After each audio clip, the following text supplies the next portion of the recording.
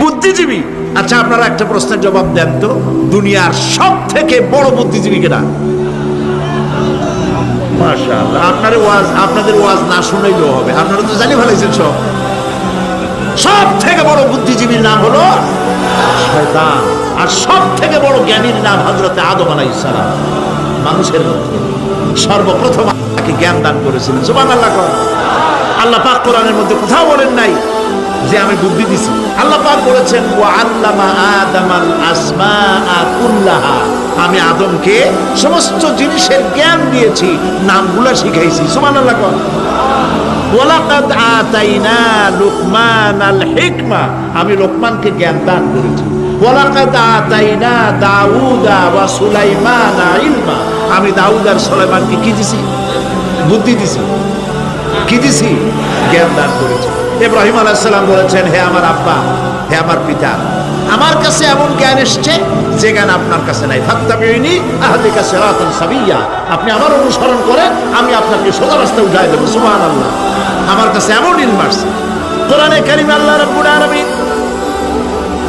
বুদ্ধি শেখো, আল্লাহর কাছে বুদ্ধি কামনা করো, এটা তিনি এক জায়গাও বলেন নাই। বলেছেন আমার কাছে দোয়া চাও, রব্বি জিদনি ইলমা। পড়েন সবাই, রব্বি জিদনি ইলমা। আবার বলেন, রব্বি জিদনি ইলমা। আয় আল্লাহ, তুমি আমার জ্ঞান বৃদ্ধি করে দাও। শয়তান ছিল বুদ্ধিজীবী, আদম আলাইহিস সালাম ছিলেন জ্ঞানী। শয়তান সুদ্দা। আল্লাহ পাক যখন সকলকে বললেন উসজুদু লিআদামা, সবাই মিলে আদমকে সেজদা দাও, ফাসাজাদু, সবাই মিলে সেজদা করলো, ইল্লা মিস্টার ইবলিস সেজদা করলো না। আবা ওয়াস্তাকবারা ওয়া কানা মিনাল কাফিরিন, কপাল পুড়লো, জম্মের পোড়া। এখন ও যে বুদ্ধিজীবী, দুনিয়ার বড় বুদ্ধিজীবী, দেখেন অবস্থা। আল্লাহ পাক জিজ্ঞেস করলেন, ইবলিস রে, আমার হুকুমটা তুই মানলি না কেন? কোন জিনিস তোরে বাধা দিল আমার হুকুম অমান্য করতে? মানলি না কেন? ও তো বুদ্ধিজীবী, বুদ্ধির আশ্রয় নিয়েছে। সে বলছে, আল্লাহ পাক, এটা মানি নাই একটা বৈজ্ঞানিক কারণেই, একটি দার্শনিক কারণেই মানতে পারি নাই।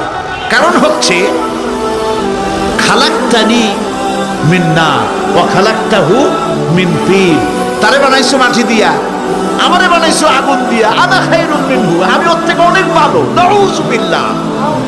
কত বড় কপাল পোড়া। আগুনের গতি হলো ঊর্ধ্বমুখী, মাটির গতি নিম্নমুখী। ঊর্ধ্বগতি সম্পন্ন একটা জিনিসকে নিম্নমুখী জিনিসের সামনে মাথা নত করতে বলা তোমার একটা অবৈজ্ঞানিক অদার্শনিক হুকুম হয়ে গেছে। নাউযুবিল্লাহ।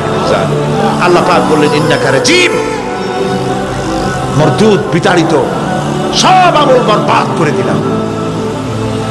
দেখেন, অপরাধ শয়তান করেছে, অপরাধ আদম আলাইহিস সালাম করেছে। একজন অপরাধ করে শয়তান হয়ে গেল, আর একজন অপরাধ করে আল্লাহ পয়গম্বর হয়ে গেল। সুবহানাল্লাহ বলবেন না কেন? কারণ হলো শয়তান বুদ্ধিজীবী, বুদ্ধির আশ্রয় নিল। আদম আলাইহিস সালাম তিনি বুদ্ধির আশ্রয় নেন নাই, তিনি আকলের, তার জ্ঞানের কাছে তিনি আশ্রয় নিয়েছেন। অর্থাৎ তিনি চিন্তা করতেছিলেন যে আল্লাহ পাক আমাকে নিষেধ করলেন একটা গাছের কাছে যেতে, আমিও গেলাম, বউও গেল, যা নিষেধ করলেন সেটা করলাম। এখন যদি আল্লাহ আমারে প্রশ্ন করেন যে আমার হুকুম অমান্য করলা কেন, কি জবাব দেব? আদম আলাইহিস সালাম জবাব খুঁজে পাচ্ছিলেন না। কিন্তু আমি ওই আয়াত তেলাওয়াত করার পর সর্বপ্রথম সেই ছাত্র জীবনে আমি চিন্তা করলাম জবাবটা একটা দিতে উনি পারতেন। ছাত্র মানুষের মধ্যে তো নানান চিন্তা আসে, তো আমার চিন্তা আসলো উনি একটা